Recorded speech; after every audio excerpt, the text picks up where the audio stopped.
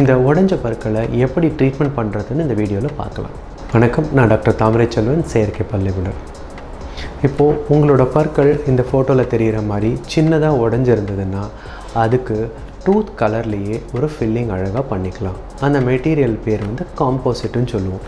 அந்த மெட்டீரியலை வச்சு உங்களோட டூத்தோட கலரை அழகாக மேட்ச் பண்ணி அதை அழகாக ஃபில் பண்ணி பாலிஷ் பண்ணிட்டோன்னா நேச்சுரல் டூத் மாதிரியே அழகாக இருக்கும்.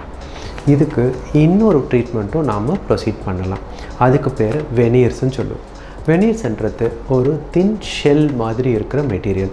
இது நம்ம பற்கள் மேலே நம்ம ஃபிக்ஸ் பண்ணிட்டோம் அப்படின்னா நமக்கு நேச்சுரல் டூத் எது, நம்மளோட ஃபிக்ஸ் பண்ண டூத் எதுன்றது வித்தியாசமே தெரியாத மாதிரி அவ்வளோ அழகாக இருக்கும். இந்த ஃபோட்டோவில் தெரிகிற மாதிரி உங்களோட உடஞ்ச பற்களுக்குள்ளே இருக்கிற நரம்பு போய் ரீச் ஆகிடுச்சு அப்படின்னா அதுக்கு சிம்பிளான ஃபில்லிங் பண்ண முடியாது. இவங்களுக்கு இந்த பற்கள் ஆழமாக உடஞ்சி வேர் வரைக்கும் போனதுனால இவங்களுக்கு ரூட் கெனால் ட்ரீட்மெண்ட் பண்ண வேண்டியிருந்தது. So once root canal treatment பண்ண உடனே அவங்க பற்களை அழகாக குறைச்சிட்டு இந்த மாதிரி அழகாக கேப் கொடுத்துருக்கோம்.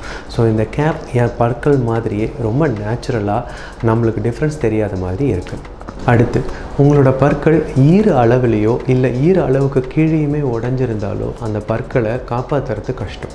அப்போது அந்த பற்களை ரிமூவ் பண்ணிவிட்டு இம்ப்ளான்ட்ஸ் மாதிரி ப்ளேஸ் பண்ணி மேலே அந்த பற்களுக்கு கேப் கொடுத்துடலாம். ஸோ இந்த மாதிரி உங்களோட பற்கள் எந்த இடத்துல உடஞ்சிருக்குன்றதை பொறுத்து அதுக்கு ஏற்ற மாதிரி நம்ம ட்ரீட்மெண்ட்ஸ் பிளான் பண்ணலாம்.